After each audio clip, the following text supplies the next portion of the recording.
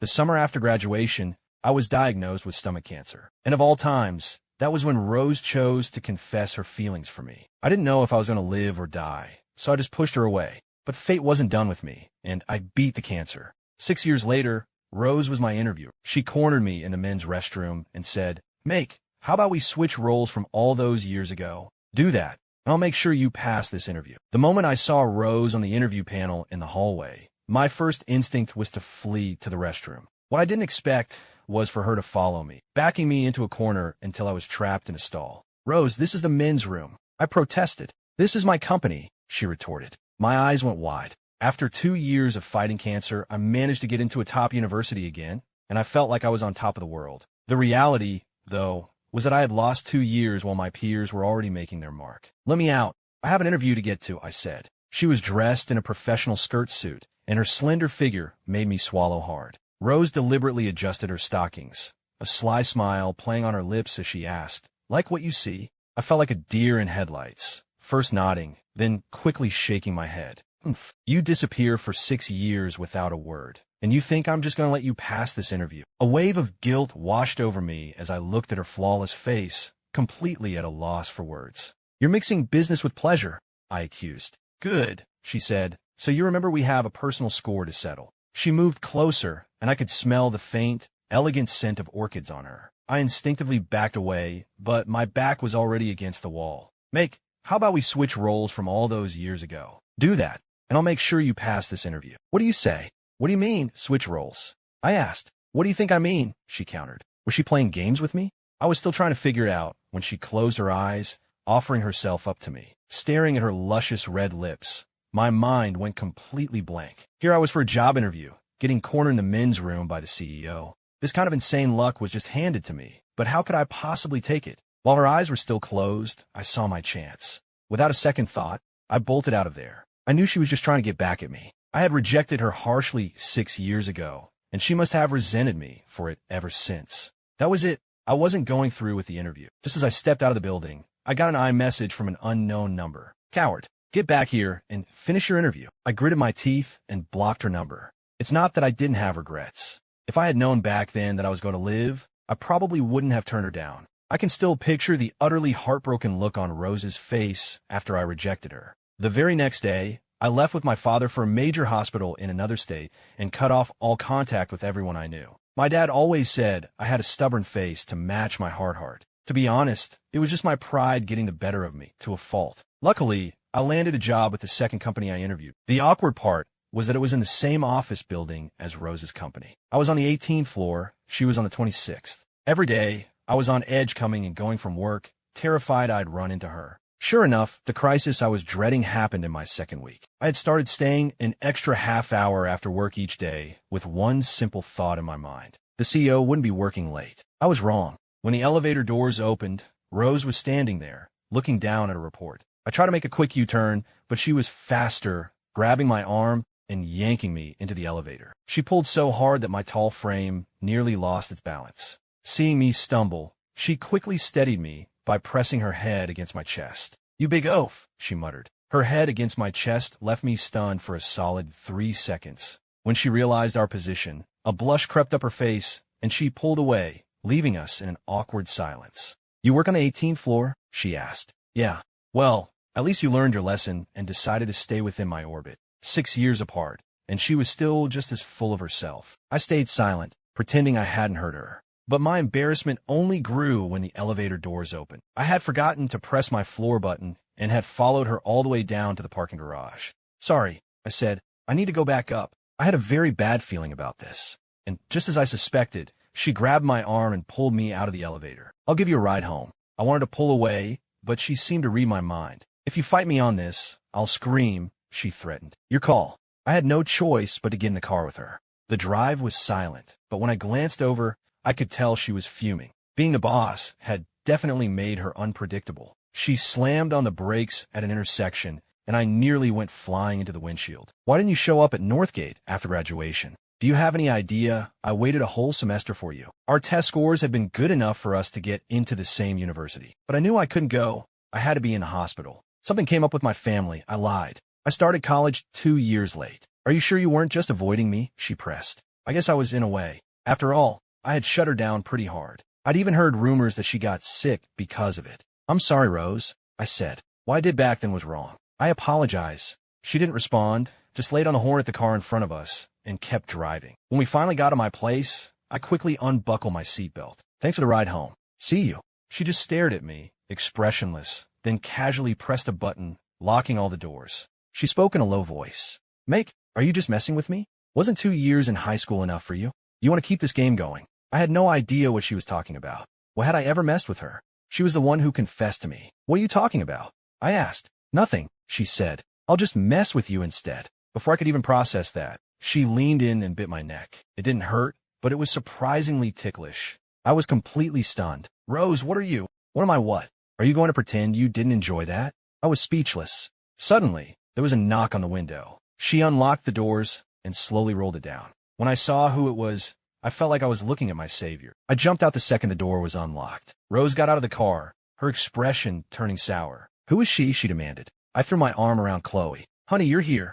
Chloe froze for a second, then, quick on the uptake, started playing along. Sweetheart, should we call the police? I'm pretty sure this qualifies as workplace harassment, right? When Rose finally left, her face was dark. She looked furious, but there was also a hint of despair in her eyes. Chloe was a fellow patient from the hospital, and now she was my neighbor. Her bone cancer had returned, and she had decided to stop treatment. She knew the whole story between Rose and me. Why don't you just tell her the truth? Tell her you were sick, Chloe said. I kicked aimlessly at a loose stone on the sidewalk. Pity is the last thing I want from her. How can you be so sure? What if she genuinely likes you? She asked. Why? Wasn't it obvious? In our junior year of high school, I confessed to Rose in front of a huge crowd, all because of a bet. I never actually expected her to say yes. But she walked right up to me, leaned in close, and whispered so only I could hear, I don't like you, but you can take my hand and walk away from this crowd. And just like that, we walked hand in hand down the long hallway.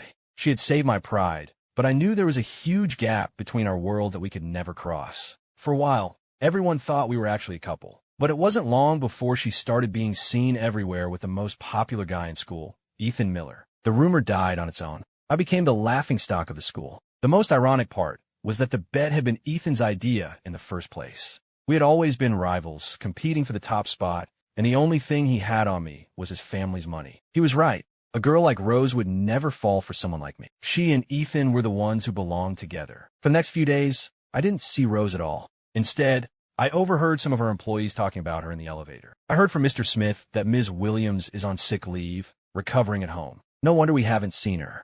It's always the beautiful ones who are so fragile. Tell me about it. I heard she has to go to the hospital every month and takes a lot of herbal medicine. I was shocked. Rose was sick, in poor health. It couldn't be because of me, could it? Since we'd met again, I could tell she wanted revenge, which was why she was being so aggressive. What she didn't understand was that the feelings I had tried so hard to bury would completely fall apart the second she got close to me. That's why I had to do everything I could to keep my distance. The moment I stepped out of the elevator, my phone blew up with notifications. I opened it to see that Rose had added me to our old high school group chat, and everyone was tagging me. Make, you're finally back. You have to come to the reunion. If Make doesn't come, we're canceling the whole thing. I thought about it for a second, then typed a simple reply. I'll be there. The chat erupted in cheers. Rose would probably be there too. I could see she was feeling better. At the reunion, everyone was curious about why I had just vanished all those years ago. I just gave a vague smile, said something about family problems, and they dropped it. Our old class president sidled up to me. Make, have you and Rose been in touch this whole time? I shook my head. That's weird, he said. She told me if you weren't coming, she wasn't either. Just as I was puzzling over that, the door to our private room opened. Rose walked in, with the tall and imposing Ethan Miller right behind her. I'd heard he had just gotten back from studying abroad last year. I always felt an unexplainable hostility towards him, probably because of that stupid bet. Everyone crowded around the two of them, greeting them warmly. How did you two get here together? Someone asked. Is there something going on between you? Another chimed in. They were always close back then. It wouldn't be a surprise if they were finally together. Rose glanced at me, a small smile playing on her lips, but she didn't deny it. It looked like she was feeling better. Her cheeks had a healthy, rosy glow. During a lull in the dinner, the conversation turned to jobs and careers. Our class had been the honors track, so it was no surprise that everyone was doing pretty well for themselves. Then there was me. After chemo, I had to retake my entrance exams. I still got into a good school, but I was a full 2 years behind everyone else. Whenever the conversation shifted to me, I deliberately changed the subject. And every time, Rose would conveniently call for a toast. I was always relieved to have dodged another bullet. "Make, you haven't had a single drink yet," one classmate called out. "Come on, we're all drinking. You can't just stick to soda." He produced a shot glass from somewhere, filled it to the brim, and set it in front of me. "Sorry," I said, "I'm on antibiotics." The mood got a little awkward. My cancer was in remission, but alcohol was completely off limits. "Wow, Make, you're really dedicated, coming out even when you're sick," Ethan said smoothly. "All right, guys, leave him alone. I'll take this one for him." What a show-off, I thought. Ethan downed the shot in one gulp. Rose, who had been staring at me, then pulled out a napkin and gently dabbed at the corner of Ethan's mouth where a drop had spilled. "Thanks," he said. The two of them were so disgustingly sweet, it was hard to watch. I couldn't take it anymore, so I excused myself to go to the restroom. I stood by the back door of the hotel, looking out at a small grove of trees, stealing a moment of peace. To be honest, with his looks and family background, Ethan really was a perfect match for Rose. Why did I have to be upset? I was the one who rejected her. But why did I still feel this knot in my stomach? Just then, I heard soft footsteps approaching from behind me. I turned around and was met with Rose's stunningly beautiful face. For a moment, I was completely captivated. "Your wife?" she began. I looked into it. "You're not married. Girlfriend, then. Is that okay?" I retorted. "Rose, can you please stop sneaking up on me like that?" "Oh, do you have something to hide?" She was doing on purpose, a smirk playing on her red lips. I hadn't had a drop of alcohol, but I felt completely intoxicated by her. "Make, how many girlfriends have you had since me?" she asked. "Rose, I don't think that's any of your business." Her crimson lips moved closer until they were almost touching my face. I caught that faint, elegant scent of orchids again. From a distance, we must have looked like a couple in the middle of a fight. "Is it me? I'm willing to forget the past, so why can't you even consider me?" she asked, her voice soft. "Rose, you're drunk," I said. "Come on, I'll help you back inside." A flicker of disappointment crossed her eyes, but it was quickly replaced by a scornful smile. "What's the matter? Scared to play the field? You seemed to enjoy it back in high school, so why the hesitation now?" I knew it. She was just messing with me. This was the real her. Normally, after an insult like that, my instinct would be to push her away again. But today, for some reason, I wanted to do the exact opposite. "Fine," I said, calling her bluff. "If you're offering, who am I to say no?" She looked stunned for a second, her resentful gaze softening into something else entirely. "All right then," she whispered, "let's see what you've got." I saw those red lips moving toward me again, and once again, I had to push her away. She stumbled back, stunned, then let out a self-deprecating laugh. "You really haven't changed, have you? Lure me in, get what you want, and then toss me aside." "No, that's not what I meant," I started to say, but before I could finish, Ethan showed up. "What's going on with you two?" he asked. Rose turned, walked over to Ethan, and melted into his arms. "Will you stay with me tonight?" she murmured. Both Ethan and I were completely floored. A flicker of glee crossed Ethan's face, and he nodded without a moment's hesitation. "Yeah." As they were leaving, Ethan glanced back at me with a triumphant smirk. I slapped my cheeks a couple of times to loosen my tense jaw. It wasn't surprising. Rose had always been into him. They were probably already together secretly. I had rejected her confession and broken her heart. Of course she hated me. That explained all of her strange behavior since we'd met again. The one possibility I refused to consider was that she actually liked me. The next day, I saw Rose again in the lobby. She had dark circles under her eyes. It looked like she'd been up all night. She and Ethan had left the reunion early yesterday, and anyone could guess what they were up to. "Ugh," I muttered, spitting my gum into a napkin and tossing in the trash. I opened my phone and saw a new message in the group chat. "You guys will never guess where those two went last night." I heard Ethan just sat and watched Rose play League of Legends at a gaming cafe all night. She grinded a brand new account all the way to level 30. Can you believe it? A moment later, the message was deleted. "Oops, wrong chat," the person wrote. Then, Ethan left the group. I put my phone away and looked toward the elevators. Rose had just stepped inside, rubbing her temples and looking completely exhausted. What was going on in her head? I couldn't figure her out at all. That afternoon, while I was zoning out at my desk, I got a call from Chloe reminding me about my follow-up appointment at the hospital that weekend. Ever since I went into remission, she's been more on top of my health than my own father. She'd say she didn't have much time left, so she had to make sure I lived a long and healthy life. That weekend, after my appointment, I was heading out of the hospital when I saw a familiar figure around the corner. Rose? What was she doing at the hospital? Could the rumors be true?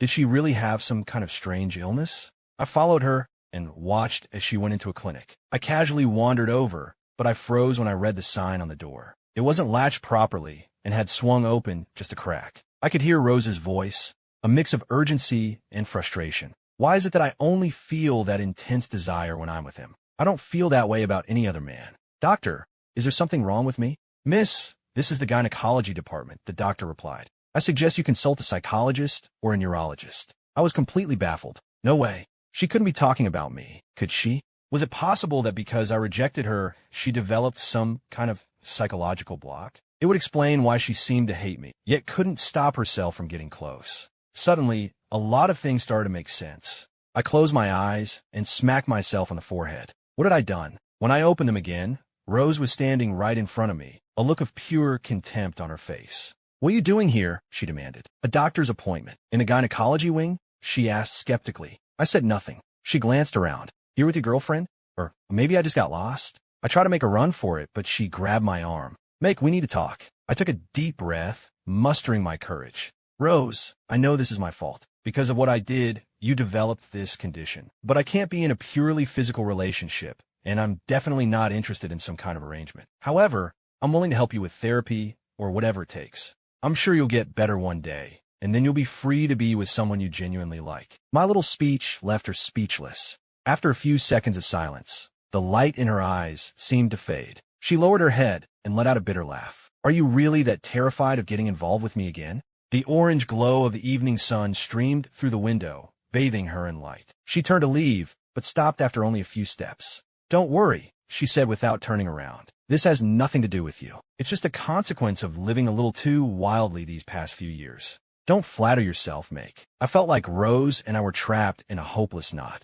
It felt like there was some huge misunderstanding between us, but I couldn't figure out what it was. I sat on the steps outside my apartment for a long time, just staring at the moon. Eventually, Chloe's door opened, and she came to sit beside me. She didn't look well. Is the pain back? I asked. I'm fine, she said. I then told her everything that had happened at the hospital. She said it herself. It has nothing to do with me. I finished. From her perspective, Chloe said bluntly, You're a total jerk. I was so annoyed I could barely speak. Whose side are you on, anyway? I snapped. She stood up, brushed the dust off her pants, and headed back inside. Meg, she said over her shoulder. Life's too short to be trapped in your own head. I turned just in time to see her door close. Chloe was like my own personal guru, always cutting right to the heart of the matter. She was right. The reason I couldn't believe Rose genuinely liked me was because of my own insecurities. After chemo, I had to shave my head, and I wore a wig when I first went back to school. I even had a girlfriend for a while. But when I finally worked up the nerve to take the wig off in front of her, I saw the panic in her eyes. She said all the right, pitying words, but her body instinctively took a step back. I was calm when we broke up because all I could think was, thank God it wasn't Rose. In high school, I was full of life and energy. But cancer didn't just destroy my body, it shattered my confidence. I would rather have Rose hate me than pity me. It had been 2 weeks since I'd last seen Rose. I had a feeling she was actively avoiding me. It was a typical Monday, and I was getting ready to head home from work. Just as I stepped out of the building, I saw her. A luxury car pulled up, and a stylish older man got out. He wrapped an arm around her neck and kissed her cheek. Sweetheart, I missed you, he exclaimed. Rose looked annoyed. Didn't we just have lunch? So she hadn't been lying. She really was living a wild life. The guy was old enough to be her father. Out of sight, out of mind. I turned to walk in the other direction, but I'd only taken a few steps before a hand grabbed my arm. It was the older man. You're the one. The man my baby girl has been hung up on all these years, he boomed. I braced myself, thinking he was about to punch me, but he just stood in my way. You're finally here. You're the cure for my Rose, he declared. What? Dad, Rose cried out. Could you please not say things like that? I was stunned. It really was her father. My mind had gone to a dirty place. Rose rushed over, grabbed my arm, and started pulling me back into the office building. Her dad was still yelling after us. Rose, don't worry about dinner with me. Just confess your feelings and bring him home. Your mother and I are ready for grandchildren. What in the world was happening? The atmosphere in the elevator was incredibly awkward. Rose's face was beet red. She hit the button for the top floor and pulled me out onto the rooftop terrace. The setting sun illuminated her blushing face. After a long moment of hesitation, she finally spoke. I admit it, she said. Ever since you rejected me 6 years ago, I haven't been able to feel anything for any other guy. I know you only did it to win a bet, but still, I was confused. Win a bet. That confession, she said, it was all for a bet with Ethan, wasn't it? So, she had known the whole time. I owed her an apology for that,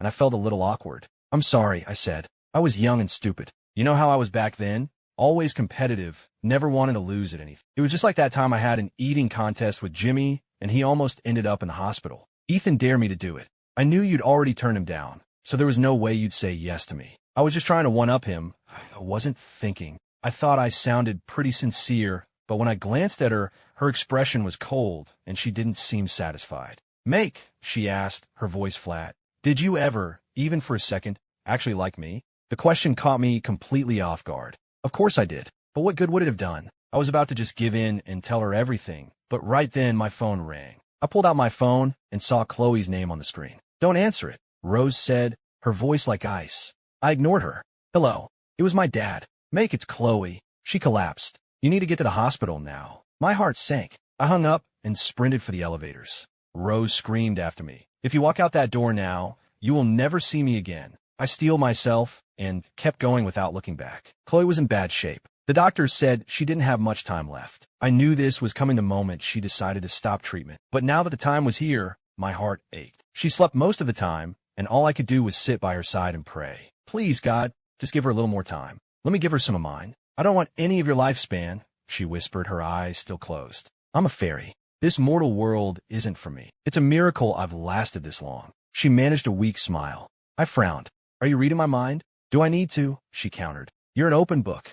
I couldn't help but laugh. Then she asked for the latest update on me and Rose. She was always such a gossip. I had just seen in the group chat that Rose was going abroad for a while, with no set return date. Her last message had been a defiant, maybe I'll never come back. After that, she went silent. I kept my emotions bottled up. I couldn't break down in front of Chloe. It would feel too selfish. She let out a long sigh and shook her head, as if she could see right through me. I stayed by her side like that for 2 weeks, until she had another major hemorrhage. Doctors and nurses flooded the room, pushing me out into the hallway. They were in there for a very long time. I decided to call her parents back home. I pulled out my phone, but I was surprised to see that a message had been sent to Rose from my phone. It was a 60-second voice message, followed by a 10-second one. They were sent 2 days ago, but Rose hadn't replied. I pressed play. It was Chloe's voice, trying to sound cheerful, but the weakness was unmistakable. Hey girl, full disclosure, I was just a decoy for Make. I swear, you two are impossible.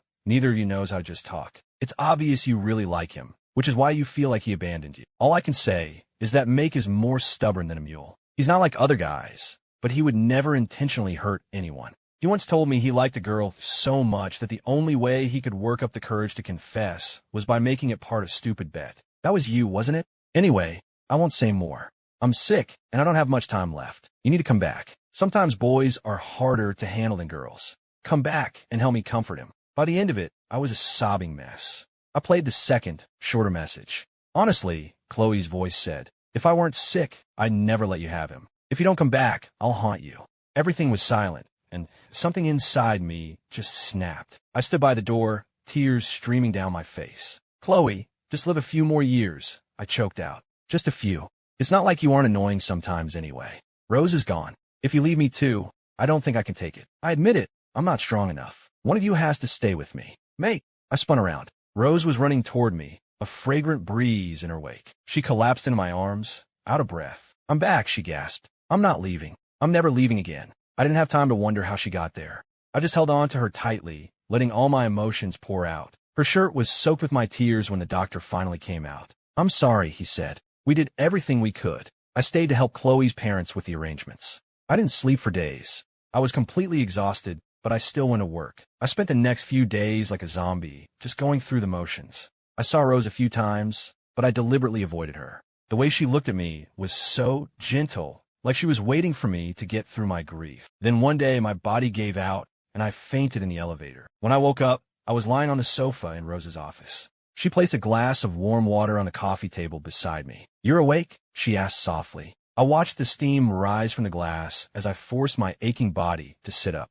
She rushed over to help me, and I noticed she looked even more exhausted than I felt. I thought you went abroad to study, I said. Why are you back? She sat down next to me, her voice barely a whisper. It was just a short business trip. I was too tired to argue about the lie she'd told in the group chat. Make, she confessed. I was so jealous. Insanely jealous. I just wanted to see you be sad over me, even for just a second. A lump formed in my throat, and I decided to just get it over with. 6 years ago, I said I was sick. I had cancer. Her head snapped up. I couldn't bring myself to look at her, but I could feel her shock. Don't look at me like that. I'm fine now. The chances of it coming back are probably low. It was so quiet I could hear the clock ticking on the wall. I'm such an idiot, she finally choked out. So that text you sent to Ethan back then, she said, wasn't what I thought it was. My mind flashed back. It was true. After I'd walked Rose home that day, I got a text from Ethan. I got it in Northgate too, he'd written. Looks like our bet is still on. I guarantee Rose will be confessing to me within 1 semester. My reply had been pure arrogance, just a lie to get under his skin. I already slept with her. I had texted back. I win. I never imagined he would actually take a screenshot and send it to Rose to verify.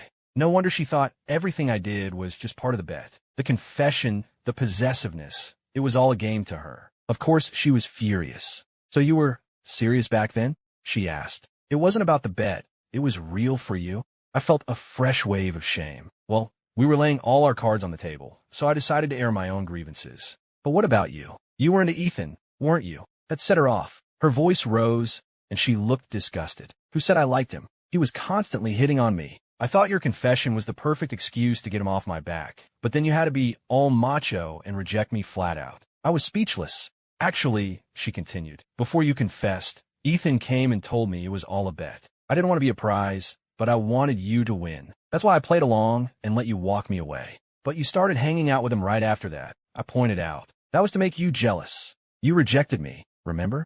I figured you didn't care about me anyway. I rolled my eyes. Lady, I was knocking on death's door at the time. She slapped her forehead in frustration. Okay, that's on me. My timing was terrible. A gust of wind blew through the open window, scattering the papers on her desk. It felt like it was also blowing away all the misunderstandings that had piled up between us over the years. Rose didn't mention anything about us getting together. She knew I wasn't in the right headspace after Chloe died. Her dad, on the other hand, started stopping by my office with gifts whenever he was in the building to see her. I'm not just talking about fruit and cake. My desk was overflowing with expensive bottles of scotch and bourbon. It got to the point where my boss was too intimidated to ask me to work late. Rose went back to being the gentle person I remembered. She'd wait for me after work, drive me home, and we'd just talk. But the moment we reached my apartment, she'd get visibly nervous and rush off. I had no idea what she was so afraid of. I would just smile, then knock on the door across the hall on Chloe's apartment. There was never an answer. I closed my eyes and remembered something she had said to me. Life's too short to be trapped in your own head. In that instant, all my pent-up emotions came crashing down like a tidal wave. I shot up and ran downstairs. As I rounded the corner, I saw Rose standing there, staring up at the moon. The dappled moonlight made her beautiful face look absolutely ethereal. She saw me and asked, confused, "What are you doing back down here?"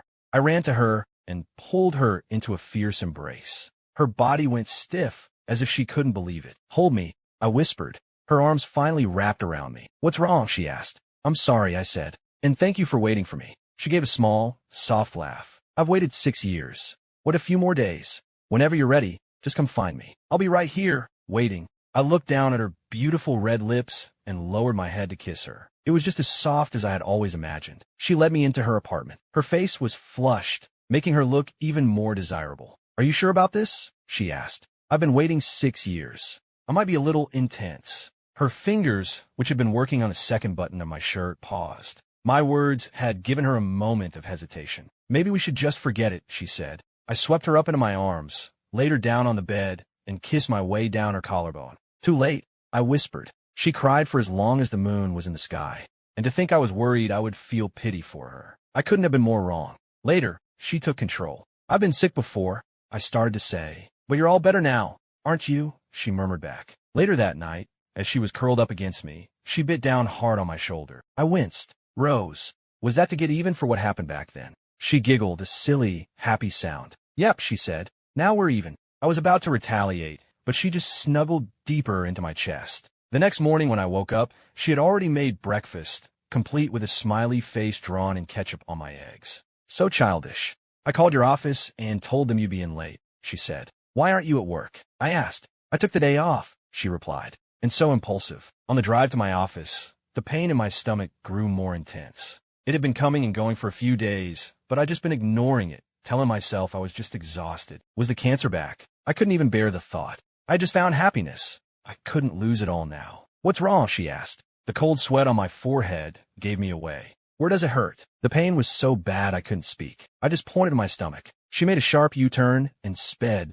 toward the hospital. She looked calm, and when she caught me looking at her, she even forced a smile. "Don't worry," she said. "I'm sure it's nothing serious." But the way her hands trembled on the steering wheel betrayed her panic. She turned a 20-minute drive into 10. We registered, waited in line, and went for scans. She pushed me around in a wheelchair, her shirt soaked with sweat and her bangs plastered to her forehead. When I came out from the imaging room, she was standing by the window with her hands clasped together, praying. "Please," she whispered, "give half of my life to Make. No, give him 2/3. I can't bear to watch him die before I do." A bitter taste filled my mouth. So that was why my prayers for Chloe hadn't been answered. I didn't have any life left to give. God certainly had a sick sense of humor. The doctor pushed his glasses up his nose, his expression grim. Rose squeezed my hand, her palm ice cold. I felt my hope draining away, and I calmly prepared for the verdict. "How long?" the doctor asked. "Has it been since your last bowel movement?" I was silent. I definitely had not expected such a mundane question.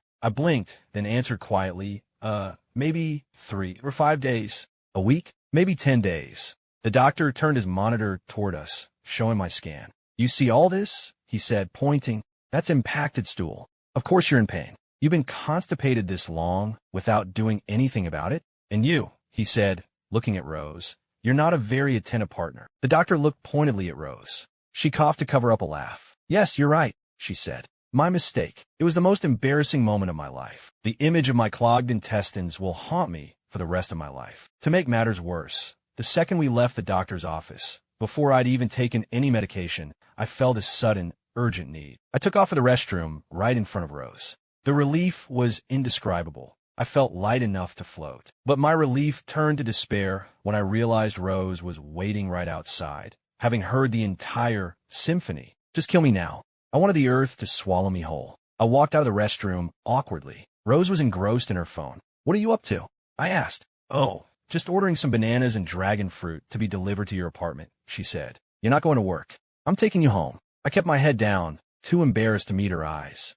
"Come on, it's just constipation. You don't have to make a big deal out of it. Just drop me off at." She suddenly pulled me into a tight hug. "Rose, I was so scared," she whispered, her voice trembling. "I thought I was going to lose you. In a few days, we're getting you a full physical. From now on, I'm planning all your meals, and you have to tell me the second you feel any pain. Nothing else can happen, Make. I can't take it." She squeezed me again, as if she was afraid I might disappear into thin air. I smiled and patted her on the back. "You silly girl," I said. "I'm perfectly healthy. Let me take care of you," she pleaded softly. "Okay," I agreed. Fate, it seemed, was finally done playing games with us. My full physical came back clean. The doctor said the chances of a recurrence were extremely low. I was going to live a long, long time. I bought a huge bouquet of red roses and took them to Chloe's grave. She had always said that after she was gone, she only wanted red roses. She wanted her final resting place to stand out. For the longest time, I refused to even consider the fact that she had feelings for me. Whenever I did, the pain in my chest was suffocating. I wiped the dust from her headstone. I sat down beside the grave and started talking to her. "I proposed to Rose," I said. She said yes. "I'm going to be happy, just like you wanted. And I'm making you a promise.